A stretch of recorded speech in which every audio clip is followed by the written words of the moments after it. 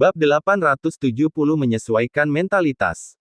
Setelah melewati tembok pembatas, Man-Man tiba-tiba melaju kencang. Saat Yi Feng terbangun, Man-Man sudah terbaring di tanah, dan di depannya tampak sebuah kota yang megah. Tembok kota hitam, terbuat dari material yang tidak diketahui, tingginya ratusan kaki. Bahkan ketika dilihat dari kejauhan, hal itu dapat menimbulkan rasa penindasan yang kuat kepada orang-orang. Tembok kota di kedua sisi gerbang kota membentang sejauh mata memandang, membentang ribuan mil, seperti singa yang sedang berjongkok. Apakah ini tempatnya? Yi Feng menatap kota di depannya dan bergumam pelan. Dia masih percaya diri dengan navigasi otomatis. Namun, yang membuatnya bingung adalah meskipun kota itu besar, tidak ada seorang pun orang di sana. Bahkan gerbang kota yang berat pun tertutup rapat, dan tempat itu dipenuhi keheningan, seperti kota mati. Karena gerbangnya ditutup, Yi Feng tidak terburu-buru memasuki kota. Sebaliknya, ia berencana untuk memeriksa situasi di luar kota terlebih dahulu. Di luar kota terlihat sepi, tetapi jika Anda perhatikan lebih dekat, Anda dapat melihat beberapa tanda kehidupan. Mengikuti jejaknya, Yi Feng menemukan cara lain. Yi Feng melangkah maju di sepanjang jalan. Dia tidak tahu seberapa jauh dia telah berjalan, sekitar 10 mil atau lebih, sebelum dia menemukan jejak sebuah rumah. Oh, itu sebuah desa. Yi Feng cukup bersemangat. Saya juga ingin bertanya kepada orang-orang di sekitar sini, di manakah tempat paling berbahaya di sini. Setelah memasuki desa dari pintu masuk, Yi Feng tidak melihat seorang pun, tetapi dilihat dari fasilitas di sekitarnya, tempat ini tampaknya tidak sepi. Jadi Yi Feng membuka mulutnya dan berteriak. Permisi, apakah ada orang di sini? Saya sedang dalam perjalanan ke sini dan saya lapar. Saya ingin mampir sebentar untuk makan. Desa itu tidak besar, dan suara Yi Feng segera menyebar ke seluruh desa. Suara gemerisik datang dari segala arah. Wah, dilihat dari jejak langkahnya, sepertinya ada cukup banyak orang di sini. Kurasa semua penduduk desa sudah keluar. Orang-orang di desa ini sangat hangat dan ramah. Ternyata persahabatan yang begitu erat hanya bisa terlihat di desa pegunungan kecil seperti ini. Yi Feng tersenyum. Tetapi saat berikutnya, dia tercengang. Orang-orang yang datang dari segala arah itu bukanlah penduduk desa sama sekali. Mereka jelas hanyalah monster yang berpenampilan aneh. Monster-monster itu bermacam-macam jenisnya, ada yang bermata 6 dan berkaki 8, ada yang berkaki 1 dan tidak bertangan seperti pilar, dan ada pula yang perkasa dan tinggi seperti Optimus Prime. Dan monster-monster yang diusir itu tercengang saat melihat Yi Feng. Telah datang manusia. Sesaat udara menjadi dingin dan suasana menjadi aneh. Jelas, tidak ada pihak yang menduga kejadian ini dan hanya bisa saling menatap. Namun, setelah suasana membeku beberapa saat, para monster akhirnya bereaksi, meraung dan membuka mulut besar mereka untuk menerkam Yi Feng dari segala arah. Di mata mereka, Yi Feng bagaikan sepotong daging segar yang lezat, membuat mereka bergegas menangkapnya, takut kalau-kalau mereka akan bertindak lebih lambat. Ya ampun, mereka semua monster. Ternyata desa ini sudah lama ditinggali. Yi Feng akhirnya bereaksi. Ada kegembiraan yang tak terlukiskan di matanya. Dia akhirnya mengerti mengapa Piao Miao Hong mengatakan ini adalah tempat yang berbahaya. Ternyata ada banyak monster di sini. Yang paling penting adalah monster-monster ini terlihat sangat kuat, dan mereka sama sekali tidak sebanding dengan monster-monster Mondo dan Creeper sebelumnya. Meski sulit untuk menerima dimakan monster atau bahkan berubah menjadi kotoran.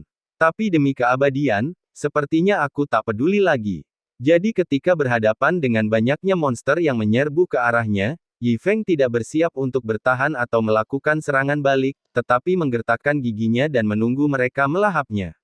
Akhirnya, serangan datang. Sebuah cakar hitam besar mendarat di kepalanya. Cakar yang kuat itu tampaknya telah mencengkeram seluruh tengkorak Yi Feng. Kekuatan kecil saja sudah cukup untuk membunuh Yi Feng di tempat. Namun, yang tidak diduganya ialah, monster lainnya meraung, mengayunkan pisau telapak tangannya yang tajam, dan langsung memotong cakar raksasa itu. Setelah memotongnya, dia meraung gila-gilaan lagi. Seolah-olah ia sedang mengumumkan kepada setan di sekitarnya, ini adalah makanan untuknya sendiri.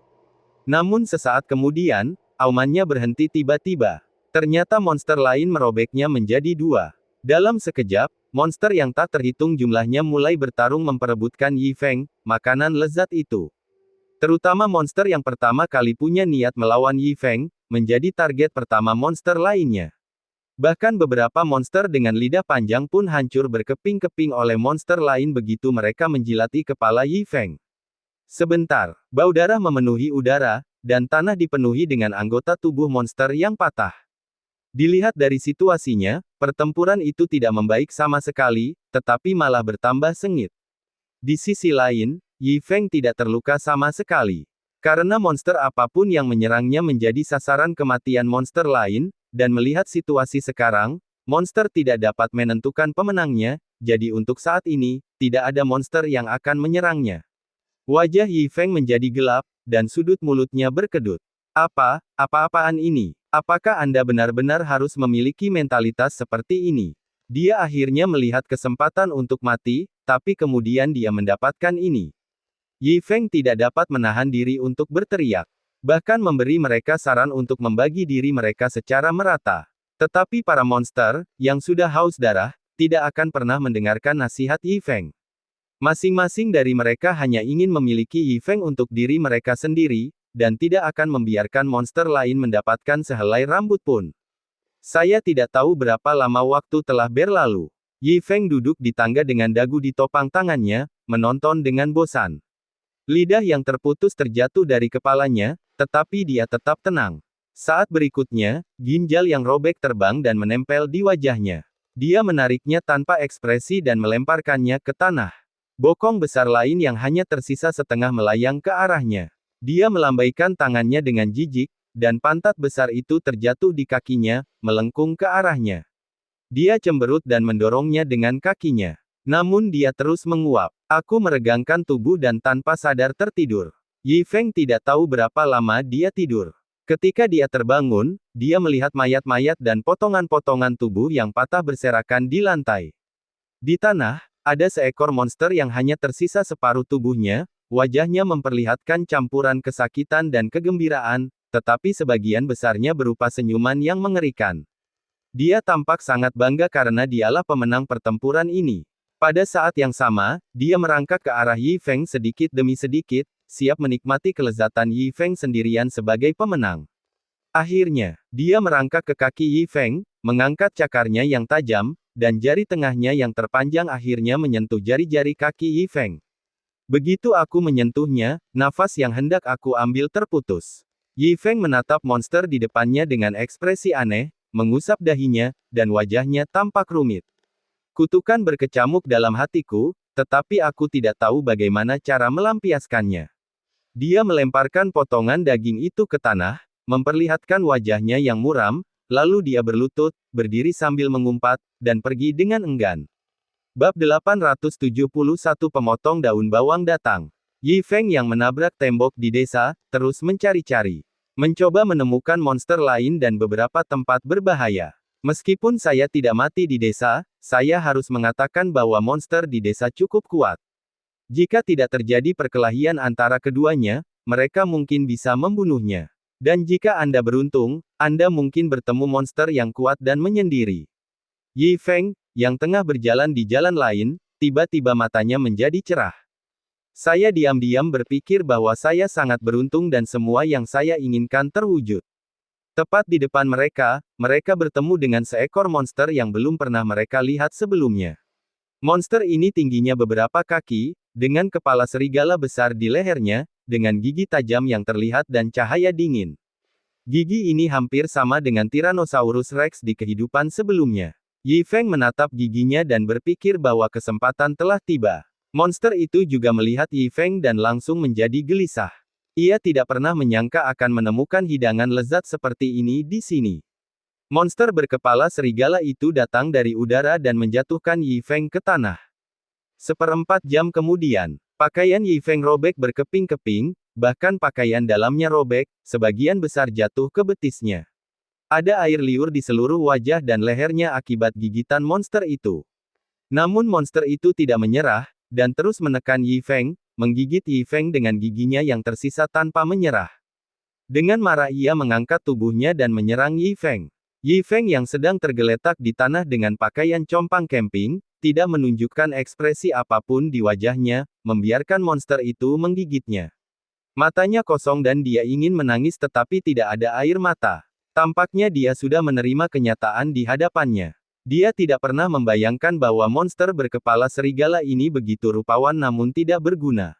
Dia memberinya cukup banyak kesempatan untuk menggunakan tipu dayanya, tetapi tidak mampu meninggalkan bekas apapun padanya.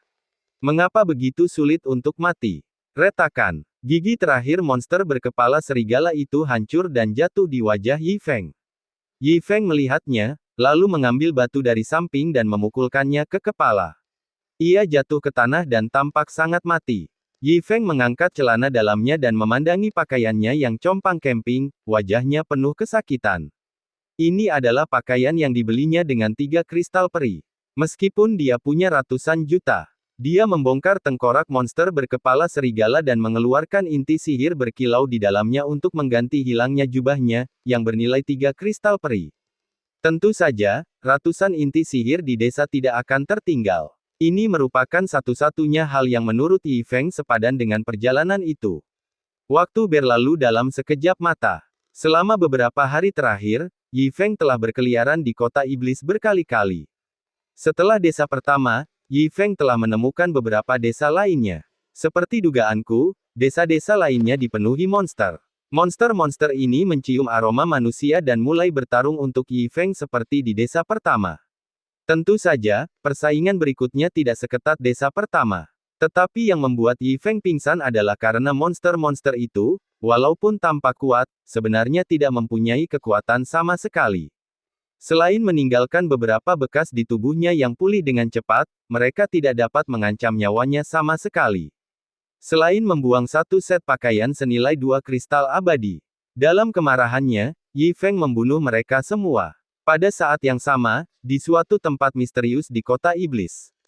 2 sosok mirip manusia tengah berlutut di tanah, namun meskipun mereka tampak seperti manusia, jika diperhatikan lebih dekat, terlihat bahwa perilaku mereka sedikit aneh.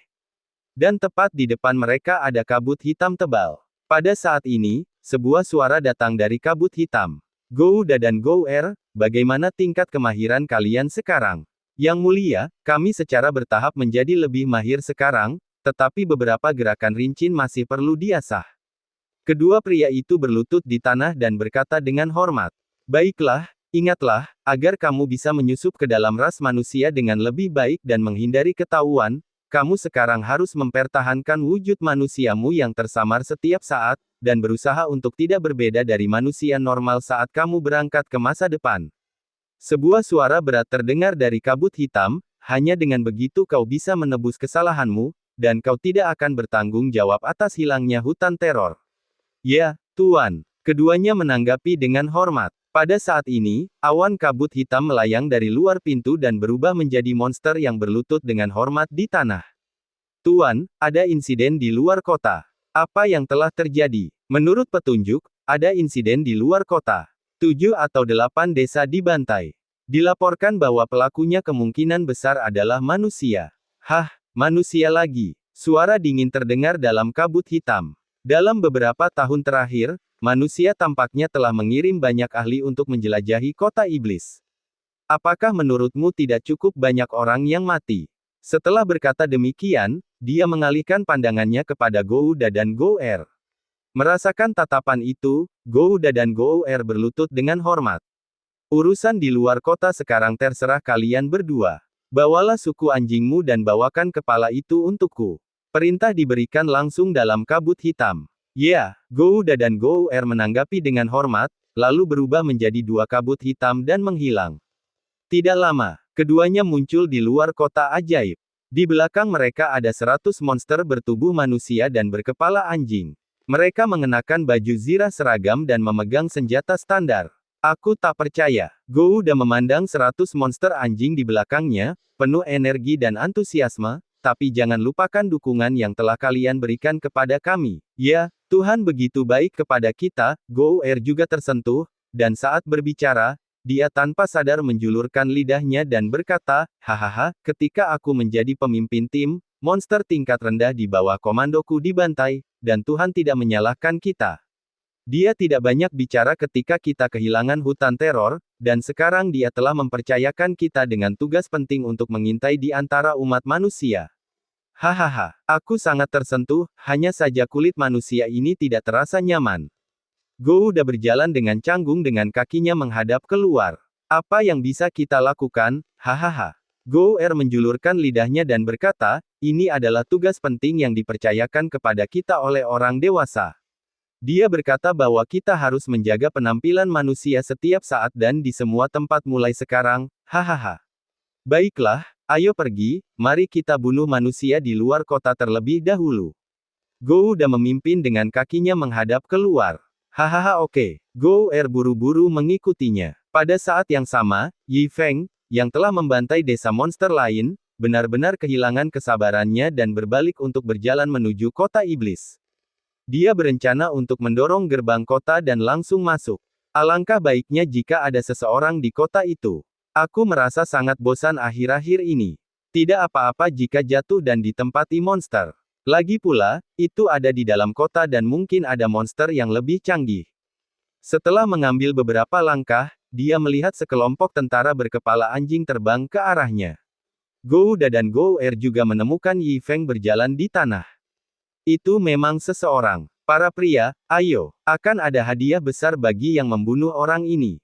Gouda dan Gouer tidak sabar untuk menggunakan kekuatan mereka. Mendengar suara itu, kawanan monster anjing itu pun menyerbu ke arah Yi Feng dengan aura iblis yang mengerikan. Seragamnya sama, sepertinya mereka terlatih dengan baik. Yi Feng yang tadinya merasa murung, kembali berharap saat melihat gerombolan prajurit berkepala anjing itu. Ia tidak pernah menyangka setan dapat bertindak sedemikian tertib. Namun pada saat berikutnya, harapan dalam hatinya pupus. Seorang prajurit berkepala anjing ditebas di lehernya namun tidak sakit sama sekali. Sekelompok pena warna tak berguna lainnya. Hancurkan mereka. Yi Feng menghunus pedangnya tanpa ekspresi dan mulai memotong dan menebas. Wah, kamu masih punya kekuatan. Sepertinya kita berdua harus mengambil tindakan. Dan lebih baik memiliki sedikit kekuatan, sehingga peran kita dapat ditonjolkan. Hai manusia, berikanlah nyawamu kepadaku. Gouda dan Gouer yang berada di belakang monster anjing itu terbang ke udara, melintasi udara, dan mendekati Yi Feng dengan kecepatan kilat. Saat mereka semakin dekat, Gouda tidak bisa menahan diri untuk tidak menggosok matanya. Kakak kedua, apakah kamu melihat orang ini? Setelah beberapa lama tanpa ada jawaban, dia memiringkan kepalanya untuk melihat, hanya untuk mendapati Gouer menjulurkan lidahnya dan menatap kakinya, berusaha mati-matian untuk memisahkannya. Ada apa, saudara kedua? Dia berteriak. Lari, saudara. Mereka ke sini untuk memotong daun bawang. Gouer berteriak. Apa maksudmu dengan memotong daun bawang? Gouda tidak bereaksi sejenak, lalu dia tiba-tiba terbangun pada saat berikutnya. Hah? Mengapa kamu tidak mengatakannya lebih awal? Gouda menendang kakinya keluar dan mengejar Gouer dengan putus asa. Bab 872 benar saja, mereka rentan. Tanpa diduga, bayangan pedang yang tersisa menyerang mereka, membuat dua orang di udara itu ketakutan hingga mereka kencing dan berak, lalu jatuh ke tanah. Sementara itu, Yi Feng masih menebas para prajurit berkepala anjing. Sama seperti memotong melon dan sayuran.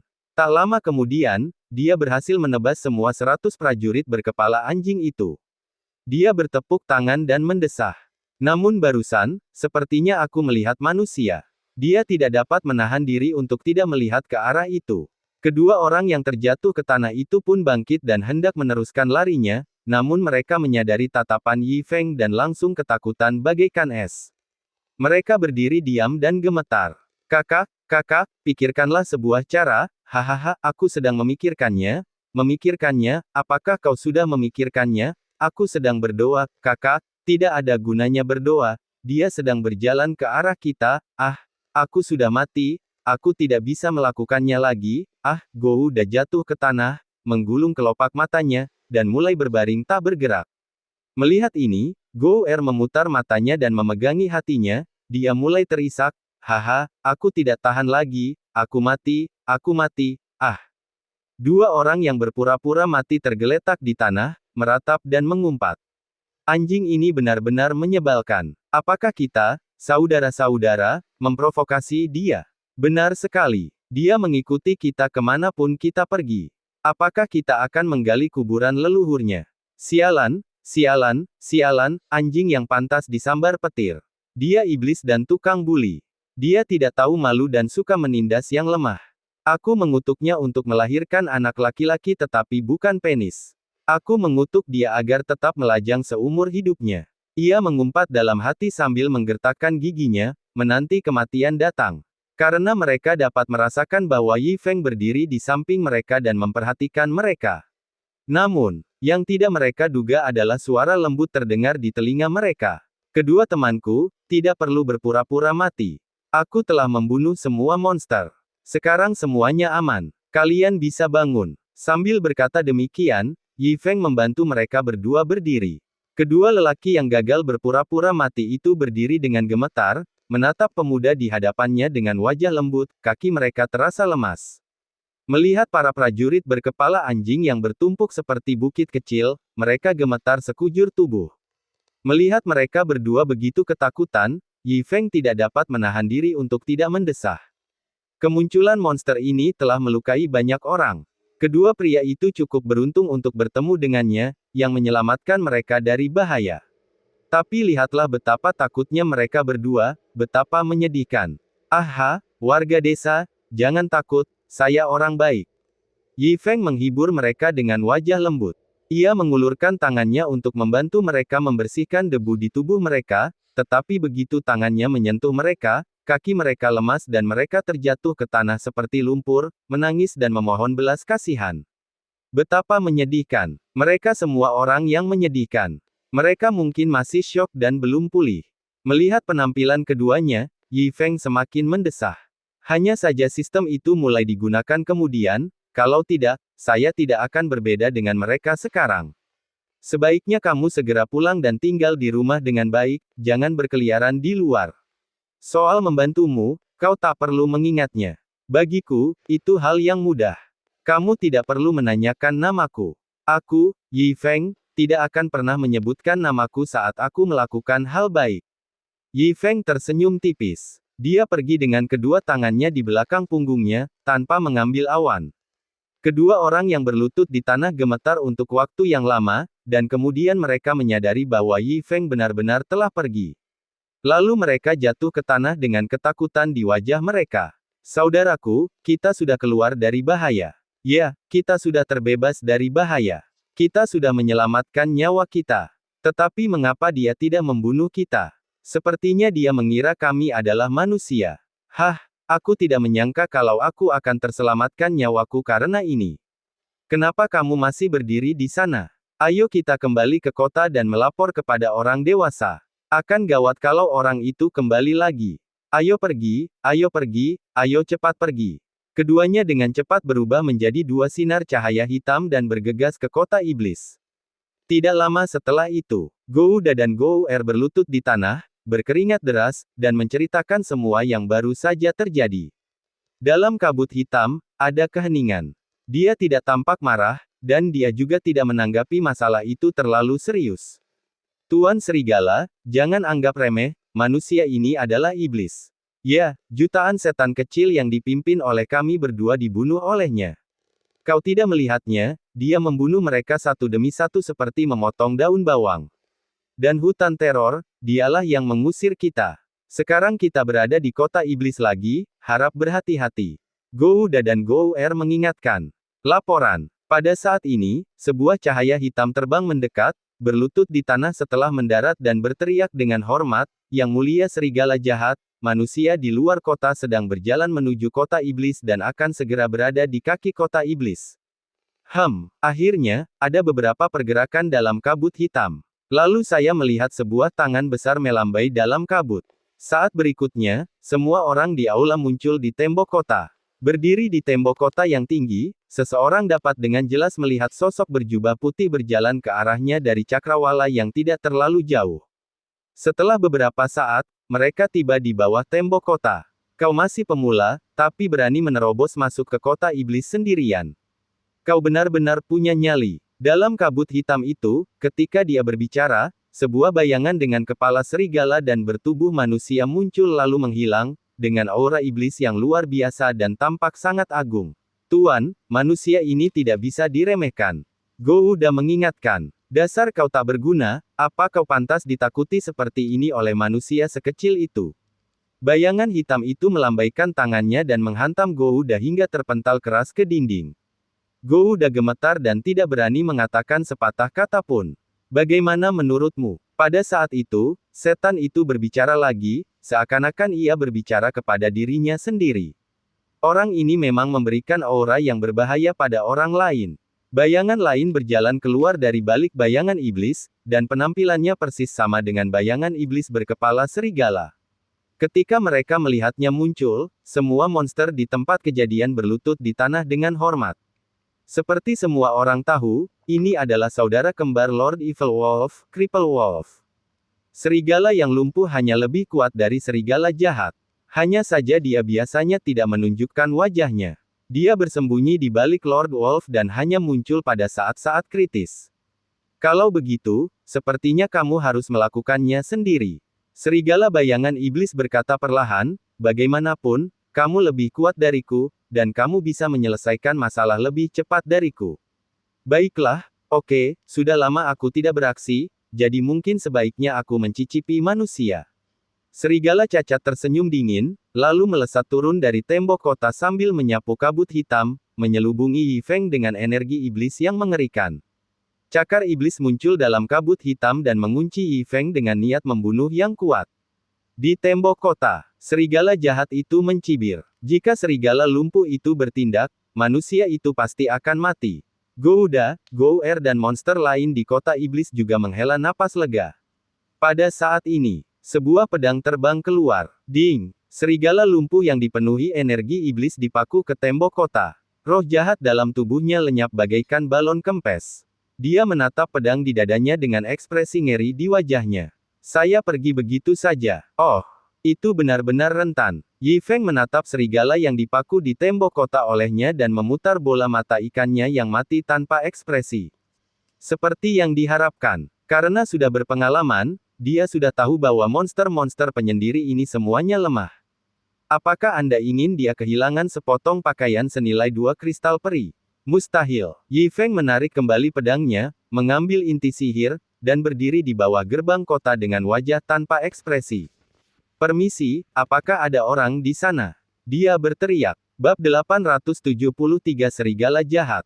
Tetaplah tenang, ya Tuhan. Tuan Chanlang tewas dalam pertempuran. Apa maksudmu tewas dalam pertempuran? Dia terbunuh dalam hitungan detik. Apa yang harus kita lakukan? Pikirkan solusinya dengan cepat, pikirkan solusinya dengan cepat. Pada saat ini, tembok kota kacau balau karena kematian Chanlang, bagaikan semut di panci panas. Terutama Gouda dan Gouer yang sudah meringkuk di sudut tembok kota, gemetar hebat. Mengapa kamu panik? Sebagai penjilat ulung Lord Wolf, Silver Snake langsung berdiri. Meskipun Lord Chanlang dikalahkan, bukankah dia masih memiliki Lord Evil Wolf sebagai tulang punggungnya? Ular perak berteriak dengan tegas, lihat, apakah Tuan Serigala Jahat panik? Mendengar teriakan Silver Snake, semua orang mengalihkan pandangan ke Chanlang. Sungguh, Lord Evil Wolf berdiri di sana seperti biasa, sama sekali tidak panik dengan kematian saudara kembarnya Chanlang. Masih berdiri megah di sana, setenang gunung. Masa yang panik tiba-tiba menemukan keberanian. Dia memandang dengan penuh kekaguman. Lord Evil Wolf layak menjadi Lord of the Demon City. Walaupun Lord Evil Wolf terbunuh dalam hitungan detik, dia tidak menunjukkan rasa pengecut. Dia benar-benar pahlawan di antara serigala. Namun, di bawah kabut hitam, tangan serigala itu gemetar dan bibirnya berubah ungu. Giginya gemeretak. Alasan mengapa dia berdiri diam seperti gunung adalah karena dia sangat ketakutan ketika Chanlang terbunuh dalam sekejap. Orang lain tidak dapat melihat kepanikannya karena kabut hitam. Tuan Serigala begitu tenang, dia pasti tidak menganggap serius pria ini sama sekali. Ular perak itu terus menjilati, diam-diam berpikir bahwa dirinya sangat pandai mengamati ekspresi orang dan dia telah memanfaatkan kesempatan seperti itu. Tidak seperti orang-orang idiot di sebelahnya, yang hanya panik dan tidak pandai membaca ekspresi orang, dialah satu-satunya yang bisa melihat bahwa Lord Wolf percaya diri. Kalau begitu, aku mohon pada Lord Evil Wolf untuk mengambil tindakan untuk menekan orang ini, sehingga kami, para bawahanmu, dapat mengagumi gayamu. Persetan denganmu. Serigala jahat tidak tahan lagi, dan menamparkan ular perak itu ke bagian bawah tembok kota. Dia panik saat itu. Sialan, Chanlang lebih kuat darinya tapi terbunuh dalam hitungan detik, tidak ada gunanya dia naik ke sana. Ia tengah memikirkan bagaimana caranya agar dapat meninggalkan kota itu dan melarikan diri tanpa membuat suara apapun, tetapi ular perak ini terus berceloteh di sampingnya, sungguh menyebalkan. Akan tetapi, karena kehadiran bawahannya yang begitu banyak, ia tetap berusaha untuk tetap tenang. Dengan lambaian tangannya, dia memimpin semua orang menjauh dari tembok kota dan kembali ke kuil. Kekuatan orang ini memang di luar dugaan kita. Meninggalnya Chanlang merupakan kehilangan yang sangat besar. Namun, meski begitu, tidak perlu panik.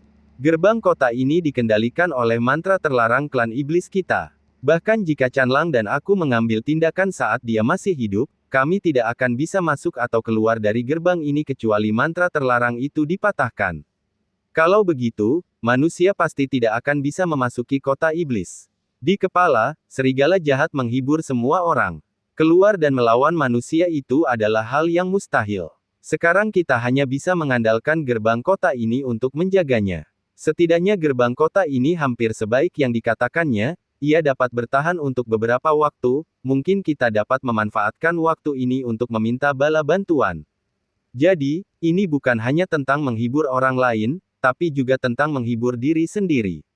Dengan pengaturan ini, hati serigala yang gemetar akhirnya sedikit tenang. Bagus. Untungnya aku tidak langsung melarikan diri dan tidak mempermalukan diri di depan bawahanku.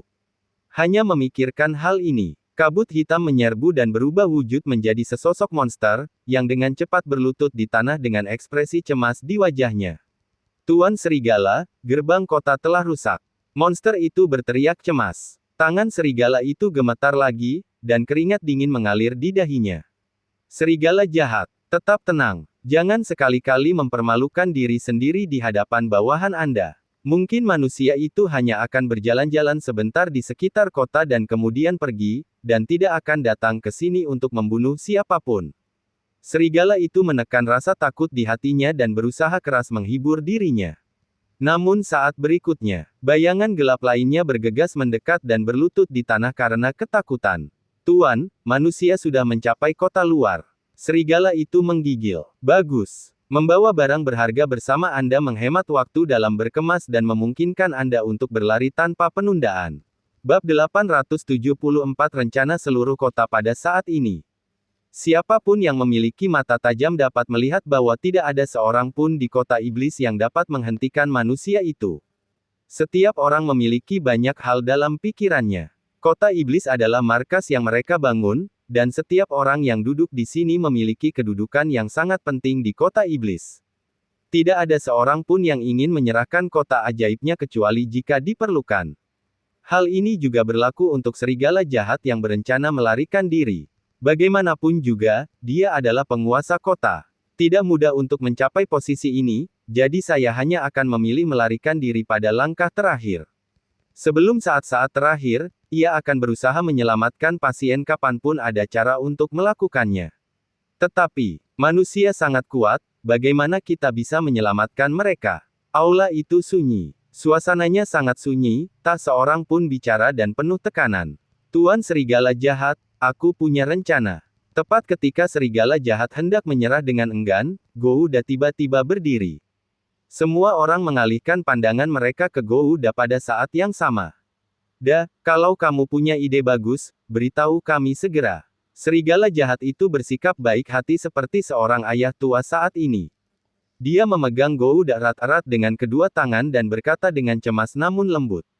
Tuan, apakah Anda ingat bagaimana kedua saudara laki-laki saya melarikan diri dari bencana di luar kota? Kata Gouda, dia pikir kalian berdua manusia, makanya dia tidak.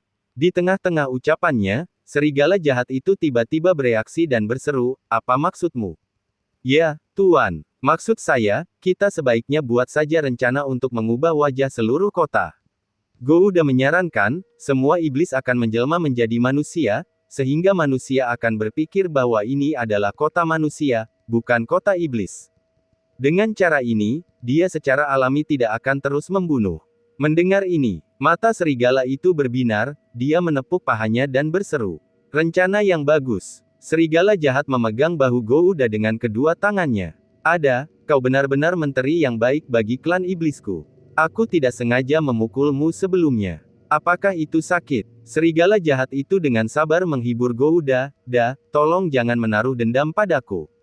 Tidak mudah menjadi penguasa kota. Menghadapi musuh yang kuat, aku hanya bisa menggunakanmu untuk menstabilkan moral pasukan.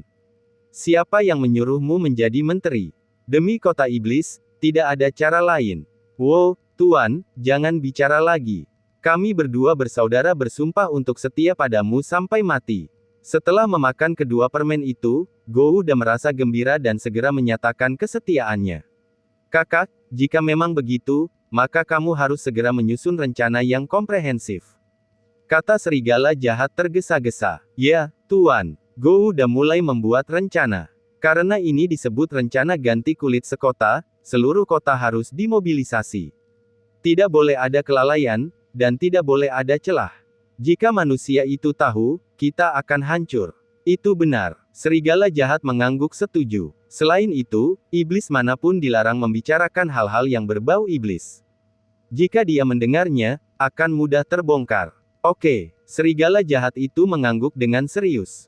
Juga, Tuan Serigala Jahat, kita perlu mengirim semua anggota tulang punggung di bawah komandomu dan mengawasi pergerakan pria itu dengan saksama.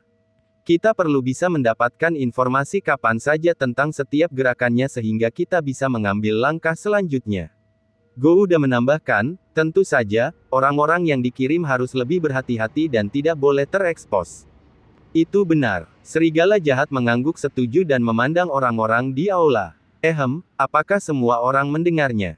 Kata-kata serigala itu menyebar ke seluruh aula. Lalu terdengar desahan lagi. Sayang, sebenarnya, aku tidak punya pilihan selain melakukan tindakan nekat ini. Bukan karena aku, si serigala jahat, takut mati.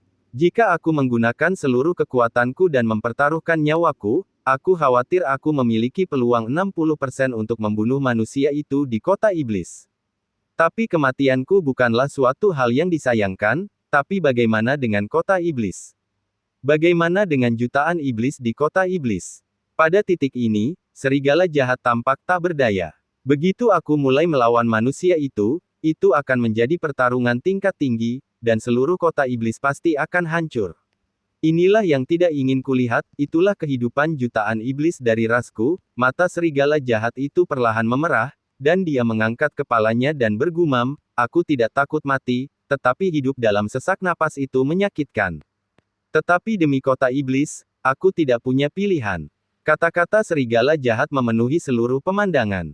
Semua terharu, yang mendengar bersedih, yang mendengar menitikkan air mata. Ya begitulah adanya. Ternyata Lord Wolf telah membayar begitu banyak untuk kota iblis.